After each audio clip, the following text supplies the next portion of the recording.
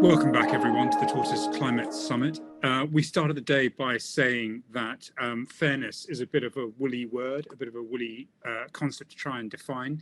But at the end of that woolly concept is a very simple question, really, which is who pays the bill? And that's a very simple and crunchy question.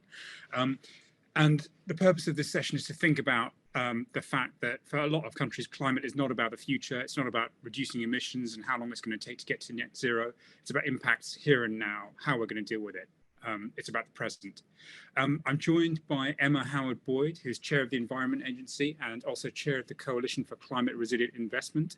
And I'm also joined by Professor Mizan Khan, who is deputy director of the International Center for Climate Change and Development. And I'd like to start by going to you, Professor Khan, and asking you just to give us a sense of what we mean when we talk about loss and damage. What exactly is this question that we're facing?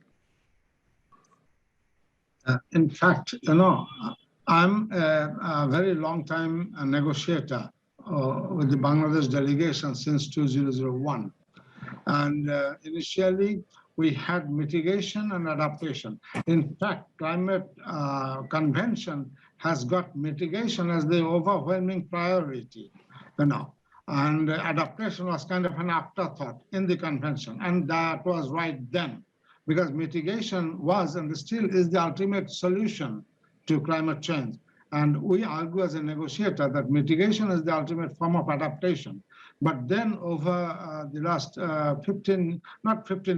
last decade, adaptation came to the forefront because there was not much mitigation done, and climate justice movement got stronger, as well as increasing frequency and magnitude of climate impacts, climate disasters. So adaptation pushed to the forefront. But we know adaptation financing is extremely poor, extremely poor, I would rather say. And then starting from 2010, this loss and damage started as the third strategy, which we from developing countries argue. But developed countries still tend to subsume loss and damage under the broader framework of adaptation. So that we don't agree. And still, you all know, I'm not going to the history of evolution of loss and damage, but there is no dedicated finance yet. Now the group of 77. Apologies for interrupting you, Professor Khan. I just want to put something concrete.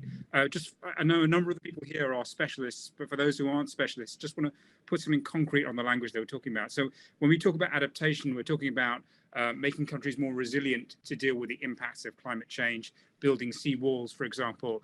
But when we talk about loss, we're talking about things that happen once the limits of adaptation are reached. Is that a reasonable way to think about this? Yes. From developing countries, we define adaptation, loss and damage as beyond adaptation, which cannot be adapted to.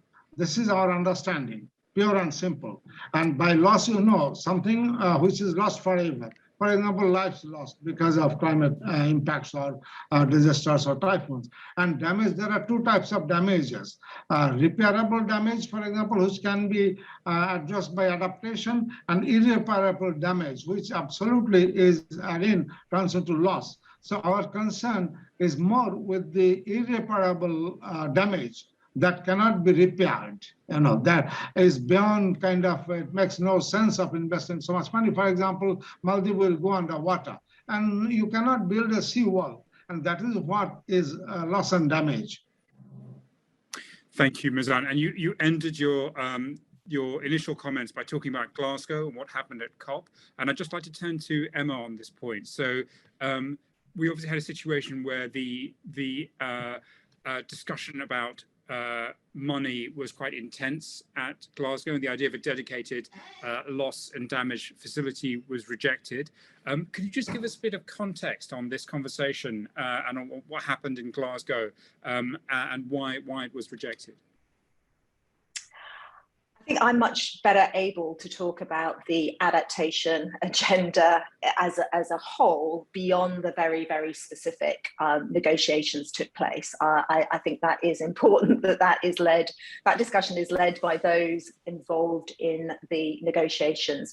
Where I come in, both in terms of my role as chair of the Environment Agency, I was also asked to represent the UK government on the Global Commission on Adaptation. I have various roles which have an adaptation and resilience focus, including being one of the ambassadors for both the races to zero and the races to and the race to resilience, which Salim, who was due to join us today, is a fellow ambassador, is the importance for focusing on loss and damage, but more broadly, making sure that the whole world is thinking about the importance of adaptation and resilience alongside their net zero commitments. So I've just spent the last 24 hours around, in and at the Net Zero Delivery Summit that the City of London and the COP26 team hosted. Much of that focus was on finance, much of that focus was on net zero, but it is very, very clear through the roles that I have around the adaptation and resilience agenda that is, as we gear up to greater investment in net zero, if we are not taking into account the climate change that is already locked into the system, we put all of that investment at risk, because we know that climate change is happening at a pace and scale, and it means that all of that could be at risk.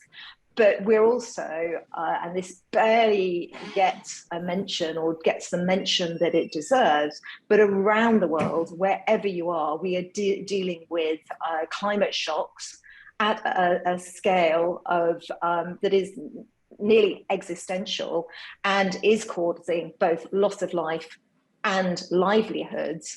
And we all need to recognise the importance of preparing for those climate shocks in the way we mitigate against and reduce our emissions.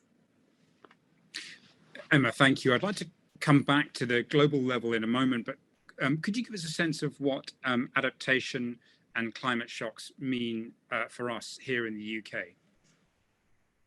So we've seen in recent years here in the UK a growing number of floods, and the pace at which they are happening is increasing.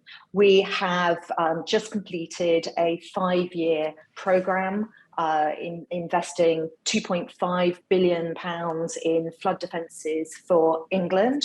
We've just had that budget doubled, so 5.2 billion for the next few years.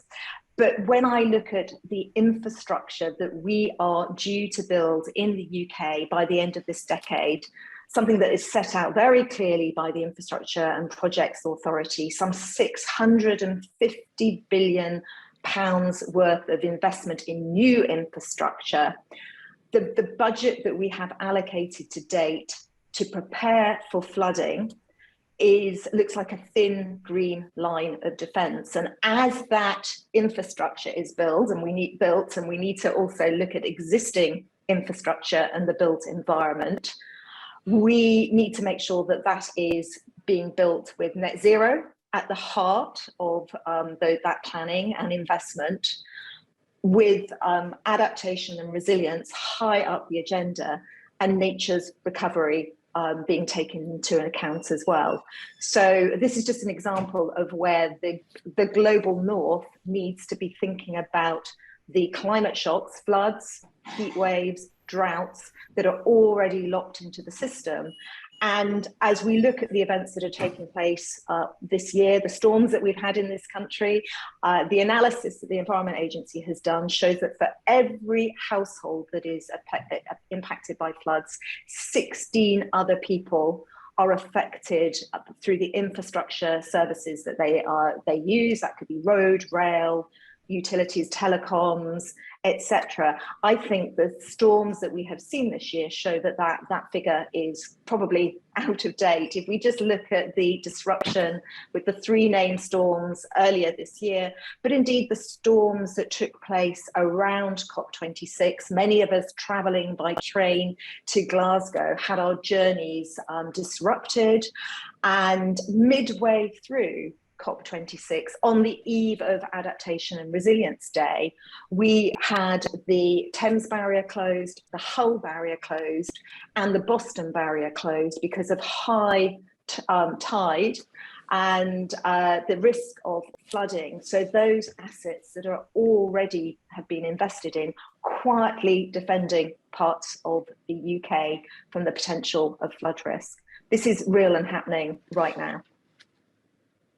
And Emma, just to conclude on that point, if we take it right down to a sort of micro level, kind of household level, what's the kind of disruption that people in Britain can expect really in their lives over the next decade or so? What are the kinds of things that we need to think about? Well, there's lots that you can do at a property level if you are living with flood risk. And the latest analysis shows that 1 in 4 homes are at risk of flooding. If you're at a ground floor level, it's about the materials you put in place. It's about where your electricity is, so making sure that it's high enough so that if you are living with that flood risk, you can move back quickly into your homes. But I think it's also about the warning and informing the systems that are in place. And we have so much to learn from other parts of the world. Countries like Bangladesh, which now have a very, very sophisticated warning system, which means that people can respond very quickly to the threat of the weather events that they are experiencing. We have those systems in place here in the UK, but we know from our analysis that something like over 60% of those people living at flood risk do not understand that they are living with that risk. And that is why when we published our adaptation report ahead of COP26, we used the very stark warning around adapt or die, because unless we start preparing for these events very seriously, we looked at what happened in Europe last year, and we recognize that a lot of people in Germany, in Belgium, in the Netherlands were not as informed as to what they should do in the event of an extreme rainfall event that was experienced there. Thank you, Emma. I'd like to come back to you, Professor Khan, and come back to the sort of central question really of this session, which is who pays the bill and who's responsible. And just to pick up on the point you mentioned about Glasgow and the fact that rich countries at Glasgow rejected the loss and damage facility. What impact did that have on the rest of the world, and what was the reaction to it? Can you just give us a bit of the background to this?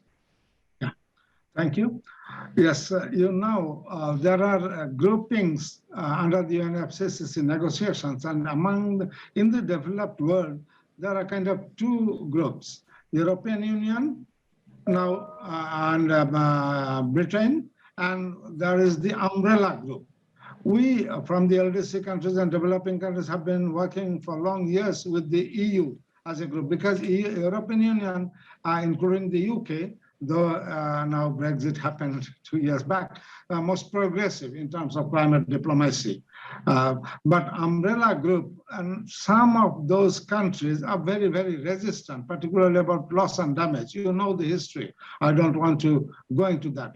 In Glasgow, what happened, not just the negotiating groups from the developing countries had been very strong about loss and damage, but also you might be knowing there is the other high-level political lobbying group called Climate Vulnerable Forum, which was chaired and still is chaired by Prime Minister Sheikh Hasina.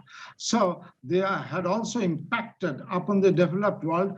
And so we have some kind of little progress in terms of financing. You know, adaptation financing has got a little better in the number of few $100 million, and the development partners have pledged to double adaptation financing by 2023-24 compared to the 2019 level, but not yet any dedicated financing for loss and damage, which was the #1 demand from developing countries. We have the Santiago network operationalized, but it's a technical assistance arm for loss and damage. Still we have at Glasgow, the Glasgow dialogue, which will continue until 2024. And at the SB session, just next month, first week of June beginning, there will be this agenda of Glasgow dialogue now on loss and damage. But I'm not very optimistic about what this dialogue really means. To us, dialogue means to have a dedicated facility for loss and damage. This is our minimum common denominator to be satisfied with. It does seem to be the case that rich countries are much more willing to offer dialogue or technical assistance than they are to offer money for reasons that might be obvious. One exception to that was Scotland, which did put money forward. Do you think that that might be an alternative for countries to engage at subnational level, the level of regions, or maybe even with private philanthropists to try and find the money to deal with this problem? Yes, you are right. In fact, Glasgow First Minister Nicola Sturgeon has pledged about the first $1 million, then came out at the end of the COP to million GBP. And then Wallonia, Belgium also came up with, and some other, international charities and organizations. And Climate Vulnerable Forum also has opened up a fund, which has got also part of it to go for loss and damage. So I think that climate diplomacy, international diplomacy is a very slow-moving process. I call it as an academic negotiator, a process of active inaction, and not as a diplomatic negotiator. But I'm optimistic that over time, this dialogue, Glasgow dialogue process, will ultimately result in some kind of financing facility. Otherwise, majority of the world nations which are most impacted will not stop their fight for. And I think Salim, in the regular articles that he writes on this subject, has called for, in addition to some of these other smaller groups of either subnational countries or philanthropists, to crowdfund around loss and damage. So this could open up the opportunity for businesses as well to contribute to this work. And that's where I'm pleased to see initiatives like the Coalition for Climate Resilient Investment, which was one of the flagship initiatives that came, that was introduced to Glasgow, has been building for a number of years, was first mooted around one of the UN summits a couple of years in advance of the Glasgow discussions, has built up the number of financial organizations, investors, insurance companies, civil engineering groups, and others to work together to embed climate resilience into investment strategies. And that is another place where we are seeing progress, and specific countries such as Jamaica trialing some of the early tools that have come out of that work very successfully, and helping prepare for and target the investment that is needed at the most vulnerable points of infrastructure build. Emma, you talked about the increasing challenges that we're likely to face in this country as the impacts of climate change really start to bite. How do you think that might affect the conversation around this sort of central question of who pays the bill. Do you think that that conversation might change as people in the global north experience these impacts? And do you think it would change for the better or the worse? What's your view of that? I hope it improves and increases the urgency of us integrating work on adaptation and resilience alongside our mitigation work. I think for too long, the focus has been on mitigation, so the net zero agenda, and sadly to the detriment of investment in preparing for climate shocks. So I am seeing improvement. I'm seeing progress being made. It was very heartening for the adaptation to see that the adaptation and resilience agenda was being discussed on every day throughout COP26. And I think as we are at the midway point ahead of COP27, where for Africa, where Africa is the host continent, Africa and adaptation are, I think it just means that we're going to see more focus on this agenda as we prepare for those discussions. And I'm also heartened by the way the race to resilience and the prominence of some of the themes under the race to resilience have been embraced by the global champions, Nigel Topping for the UK, and we're seeing Egypt build up its work towards the focus on resilience too ahead of COP27. Mizan, if we think about what the impacts of climate change are now on the global south, do you think that we're reaching, how close are we to reaching the limits of adaptation? And could you just give us a sense of kind of where those impacts are going to be felt first? Yeah, you know, not just in developing countries, developed world also is suffering very much. As Emma, you have mentioned yourself that 1 in 4 households is under flood risks. So this is happening globally. And I think 2 issues can kind of change the game a little. Solidarity can scale only if we have a strong citizens movement. And citizens movement can be strengthened once the public, the voters, particularly the young voters, are sensitized. So we need a lot of work to do for awareness raising and sensitization. First, not in developing countries, but first, this work should be initiated very actively among the developed country citizens, because they have the money, they have better technology. So it is there who can initiate this change. And under the convention, and as well as in the Paris Agreement, there is the provision that the developed world has to take the lead. Now the numbers have changed, you know, more emissions are now taking place from developing countries, and China is the #1, followed by India and some other developing countries. But the per capita emissions is low. So I think we need to raise a strong civil society movement, because whatever way we shout for solidarity payment, we don't still can hit the fundamental cardinal solution to climate change, which is the internalization of externality. That is the polluter pays principle. European Union is more or less better positively disposed to polluter pays principle, but not some countries, particularly under the umbrella group. So once we cannot apply this carbon pricing or emissions trading, whatever way we can price carbon, I don't find any kind of sustainable solution we can have. This is just procrastination in terms of, I believe in solidarity, but solidarity when happens? When some big earthquake happens like tsunami or something else. But DRR, if you look at the investment for DRR, it's a minuscule, but research shows that every dollar invested in disaster risk reduction saves up to $10. But the world has got turning a deaf ear to that.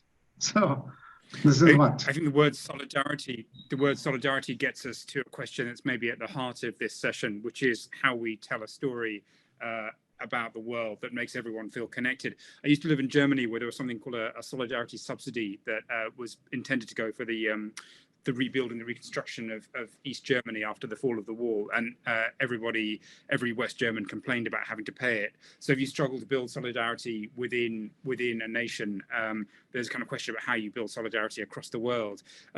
Emma, can I just come to you on this question of the story that we tell about this and how we think about this? Mizan has talked about civil society and about thinking about civil society across North and South. What are the ways in which we can think about this as a really collective problem, and how can we harness that? It's a great question, and it's a really challenging to come to the sort of the best way of dealing with the need to prepare for these climate shocks, because it's often told through the story of the bad stories that we hear and the threat of what we are seeing, as opposed to what if we are investing and preparing in advance, the difference that we can make. And often when those investments have been made, we are preventing something from happening, and that is a difficult narrative as well. I do think the fact that we are experiencing these events on almost a daily basis shows the importance of dealing with them, and the numbers of people now being caught up in climate events are shockingly high. 1 billion people experiencing the heat wave in India and Pakistan, and for many living in poverty, and we don't have the figures of fatalities yet, but we do know that many people's livelihoods have been affected through those heat events. I think being able to describe what we can do by the integration of working on both net zero and the world we want to create, alongside the importance of investing in nature's restoration, the role that nature has both in absorbing emissions, so being a carbon sink, but also helping protect in many, many different ways, whether it's flood events or indeed heat events. There is a real role that nature can play if we are putting enough attention to restoring it. Those are the more positive pictures that we should be painting, but it is quite a difficult dialogue. Often from a financial and economic perspective, we may be seeing a modest increase in prices that are required, but as part of our investments. But over time, by building in that resilience, we should and will be saving money. And you see that in some of the flood resilience work, where if the family individuals are living in frequently flooded properties, if they are building back better and better prepared for the next flood, they will be able to move back into that house far more quickly if it is restored in a flood resilient way. And that has economic savings for the individuals, for the insurance companies, if those properties are insured. And that is a much more positive story to be painting. And we've seen that with the evolution of Flood Re in this country, that alongside increased investment in the flood programme, and including some of those measures at a property level. And we've seen it in how the flood defences that the Environment Agency have put in place in recent years, that although in some of the events we've been through, some of the storms we've been through in recent years, we've still seen flooding, the numbers are much reduced because of that investment. And that is another story, another narrative that needs to be understood. Emma, I'd like to pick up on the point that you made about nature and the use of nature in helping us cope with some of these impacts. But before that, I'd like to go to Bill Grayson, who made an interesting comment in the chat, and ask him if he could join us and just make that point again. And this is coming to our discussion about solidarity. Bill. Yeah, thanks, Jeevan. Just I couldn't help feeling that the talk of solidarity globally, it's lovely to hear that sort of talk, but just our recent experiences with COVID and the complete, as it seems to me, failure of developed countries to rally together to build a vaccination program for less developed countries it's very disheartening in that respect. And I don't know if anyone else is struck by that same comparison. Thanks, Bill. Yeah, COVID really doesn't give us a good model for climate change when it comes to that. Mizan, I'd like to come back to one of the points that Emma raised about nature and about green responses to making countries more resilient. Are there good examples of this that you come across that we can look to learn from? Yes, absolutely. Nature does serve both for mitigation as well as adaptation. For developing countries and for low-income countries, a significant share of population, unlike in the developed world, directly depend on their livelihoods, on the minimum level of income that they eke out from the natural resources that surround them. So a nature-based solution is much more important for our survival, for the low-income countries particularly, but because the poor people do wreak havoc on the environment, on the limited natural resources, not by choice, but by compulsion. And the global development partners have to understand that. They can be made best agents of protection of those natural resources and nature. And there are lots of good practices. For example, joint forest management in India and Nepal initiated in the 70s and 80s. People did make miracles. The poor forest communities. So we need to invest much more for those kind of activities and programs, which directly support their livelihoods, their income level, as well as does the purpose of saving the planet and also contributes to climate change resilience and adaptation building. So very much important. We strongly support this. Emma, is there a way that we can speed up the flow of finance to solutions of this kind? I think this we need to prioritize financing green in so many different ways. I think the best way of speeding up the financing is for those involved in the finance sector to better understand the risks that are growing ever more prominent from climate shocks.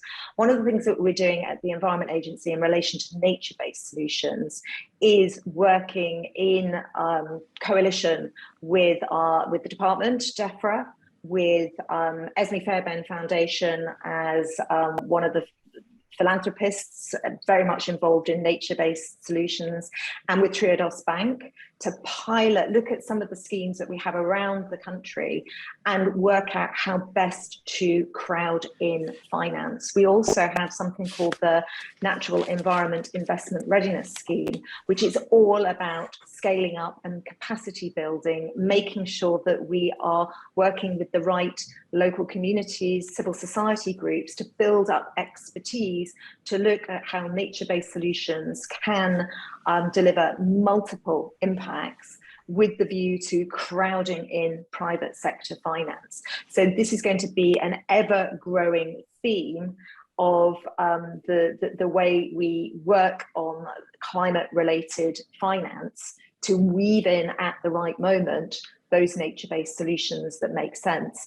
We're also in this country looking at, and I don't know whether this came up in the previous discussion that you were having with Minette, but as we move towards environmental land management, there is an opportunity through that to pay for the services that farmers provide across a whole range of things, including storing water on their land, and the way farming practices evolve to make sure that the land can absorb more water, slowing the flow. We have some fantastic projects where we've worked with land managers and farmers around the country, putting in nature-based solutions, working in partnership that are, they're not the total solution to flooding, but these very different interventions along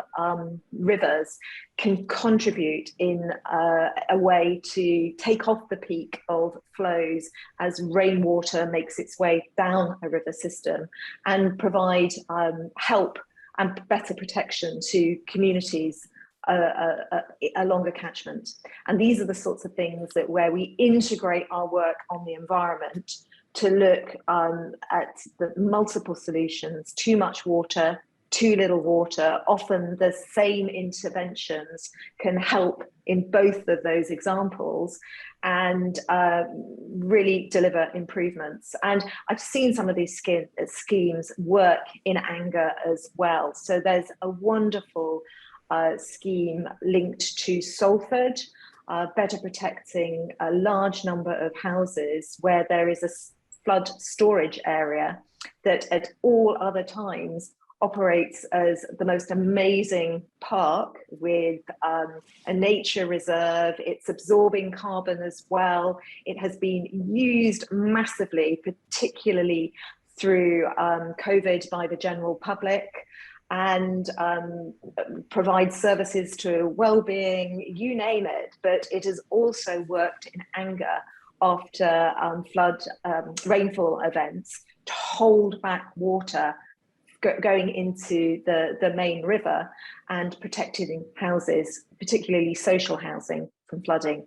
Those are the schemes that are fantastic to know can operate and deliver multiple benefits to communities. Yes, and I think it's really interesting to observe that a lot of this is being done by returning to the past. So I used to live in Singapore, and one of the things that's happening there is that they're taking canals and turning them back into rivers and sort of rewilding. And when you turn it back into a river, put those kind of curves and kinks back into the waterway, it acts much better as a sponge to soak up rainfall, excess rainfall. Emma, I'd like to just stay on the question about infrastructure and the financing of infrastructure and talk about how we can think about kind of pricing in climate risk, because I think one of the things that's emerging today is that maybe we haven't done enough to think about whether the infrastructure that we're building is climate resilient. What do you think are the main ways of doing that? I mean, is that something that can be done legislatively, or is that something that really happens at investor level? Like where does it happen? I think it's got to happen in multiple places, and I think where we have seen more work done more recently, it's at the individual asset level. So it could be a building, rather than looking at the systemic risk of building infrastructure. And I think this is where we need to see far more thinking, evolution in the way that we work as a combination of those involved in finance, those involved in the built environment, and the relevant regulators as well. So joining up environmental regulators with economic regulators, with financial regulators, so that these things are taken into account in a proper way. So we've got numerous examples of where a particular building may have been resilient in a flood, in a storm, but actually nobody could get to it or get away from it because of the impacts to other infrastructure, particularly transport links.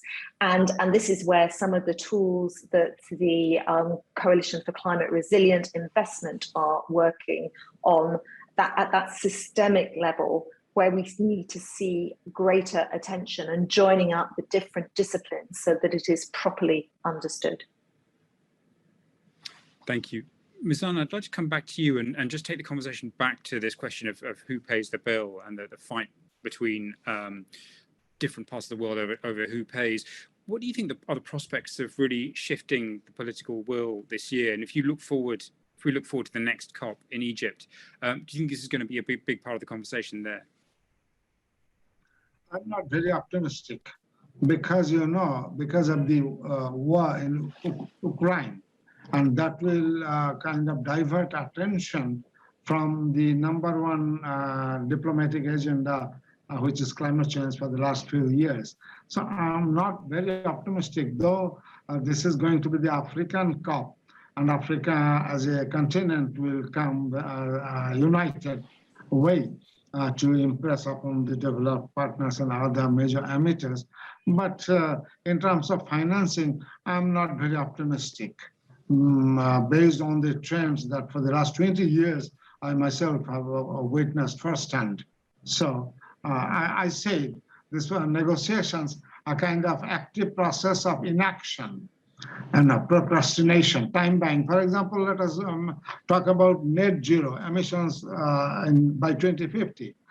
If we are really sincere about net zero by 2050, then where are the hard ambitions by 2025 or by 2030? That we don't see. This is where I don't believe much in the net zero target by 2050, because sincerity is what is lacking. We need to build trust. We need to walk the talk.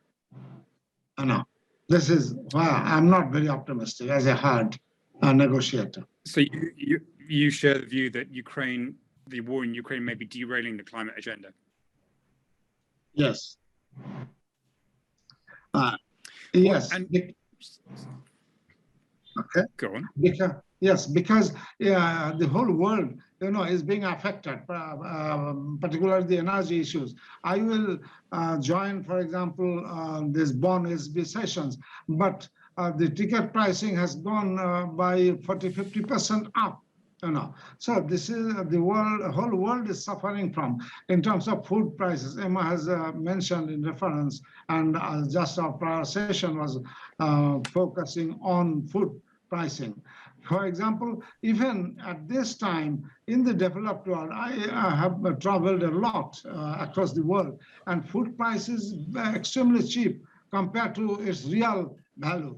If we compare the total cost of food, for example, then the market price is quite low. So we need to enhance, particularly in America. I have spent 7–8 years as a graduate student in America, and food prices the cheapest there. And these we need to take care of if we want really to take care of the climate action. And food waste, for example, is a serious problem. It's a serious problem, not just in America, but in whole of Europe. If we can stop this wastage, then we can contribute to this climate actions, and money freed from there, and this money recovered from this wastage can be invested in climate action.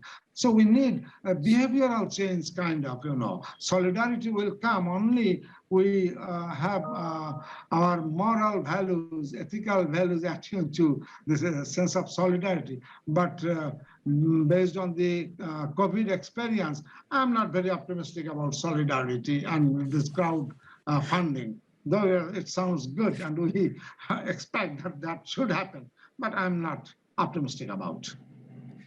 So if the politics of this is stalemated and we don't hold out much hope for solidarity, what are the alternatives? I mean, is it possible, and coming to you on this, Mizan, is it possible that litigation that we talked about in one of the earlier sessions, that we could end up with less developed countries suing richer countries for some of the costs that they bear? Is that going to be a likely avenue? Yeah, that is already happening, because Bangladesh, for example, is investing more than $3 billion a year for addressing climate change. But we are getting international support in terms of about $400 or $500 million a year. So compared to about 75% of our investment comes from domestic sources. So these developing countries and even the low-income vulnerable countries will be forced to invest more for their physical survival rather than for promoting their development, because climate change is pulling us back. It's kind of undoing our development initiatives, and we will continue suffering suffering. And I don't find that enough solidarity or enough sensitization among the politicians or citizens in the major emitter countries, and which also includes some major developing countries. But among them, India, for example, in the most difficult situation in climate diplomacy, because it's a low-income country, but the third largest emitter if we take it as an individual country. So we are in a triple crisis. COVID has still is there. Then we have debt unsustainability. And again, we are having a new climate debt trap. Because if you look at climate financing, then even for the low-income countries, LDCs, almost 70% is delivered as loans. This is double injustice, And increasing share of ODA goes for climate finance, which is an injustice because ODA is meant for different purposes, for fulfilling the SDGs. But the catch is double or triple injustice is while ODA increasing share goes as climate finance or adaptation finance, but overall global ODA is going down. So this is double injustice. Okay. Can I come to you on this point, which is the point that Mizan is making about the sort of political stalemate and his sort of bleak assessment of the politics. Do you think there's a way of changing this at state level, or do you share that somewhat kind of pessimistic view that we're really stuck on this question? The question of sort of who pays and whether rich countries will pay to support poorer countries with this crisis? I think where I am optimistic more broadly on the climate agenda is where I am seeing greater not just commitments, but action from the corporate sector, from the investment sector, and that real desire for those that want to play a leadership and first mover role. And that is where you are hearing from these business leaders the real desire to just get on and start not just investing, but delivering on change. Now, I think we all need to recognize that this is urgent, the pace needs to increase, but take some comfort that there are people wanting to act at pace and at scale. And we have, through the next COPs, the opportunity to really hear about what has been delivered as opposed to just talked about. Now, we're quarter of a way through this, what needs to be this decade of delivery, and where I get my, I suppose my where I allow myself to feel more optimistic is when I get out and see the real things that are taking place up and down this country and hear about similar activity around the world. Now, I think we have to be realistic, and all of the global figures are still taking us in the wrong direction. But the people who are now engaged in these conversations, given the length of time I've been working on the climate change agenda, are just at a very, very different level in terms of being chief executives, C-suite representatives of large organizations that do want to make a difference. And I think this is where we have to take our optimism, but make sure we are holding ourselves and them to account for the actions that get delivered. And again, this is where I know that a lot of the non-state actors are focusing their attention on ahead of the Egypt COP, the Africa COP, but also starting planning out for many years. And again, looking at some of the big initiatives that came from the private sector out of Glasgow and in the run up to Glasgow, particularly from the financial sector. This is where we really need to ensure that there is enough focus on the delivery from those organizations that made commitments. And this is where I know those involved very closely with things like GFANS, the financial group focusing on net zero, are going to hold up the mirror to themselves to check that they are delivering on those commitments, not just for the long term, but for the shorter term. And again, where there is greater focus on delivering transition plans, acting on transition plans, they need to be resilient and just transition plans, taking into account some of the other issues that we've talked about in this conversation. That is where we need to drive the change, and where perhaps we will see progress, where other things are holding, other discussions are holding things back. That's a really optimistic view, and I'd really like to end on that note, but I'm not sure it feels quite right for this discussion. I mean, I think if we go back to Bill's point about COVID and we think about what happened in the pandemic, you know, we didn't just see businesses and sort of non-state actors moving. We saw significant movement from governments. And I guess coming back to you, Professor Khan, what do you think will be that moment really in the climate crisis? Do you think there will be a moment at which governments say enough is enough and we really need to get together and act on this? Or do you think we've sort of passed enough of those points for you to feel that you know, that moment isn't really coming? Yeah, at the end of the day, as negotiators, we have to be optimistic. But in terms of current financial conditions in the world, for example, suggested in my one publication that we can go for debt for adaptation swap, because I'm not very optimistic about new money coming from development partners. So debt for adaptation swap could be a way out, which does not require new money, as well as bilateral deals can happen, for example, between Bangladesh and UK. No, because multilateral process, multilateral agency, very cumbersome and time consuming. So bilateral deals as debt for adaptation swap can be a way out. This is, I am advocating, and World Bank also and IMF, they are buying this idea gradually. Debt for natural swap didn't have good experience because it involved pennies, a few $100 million only.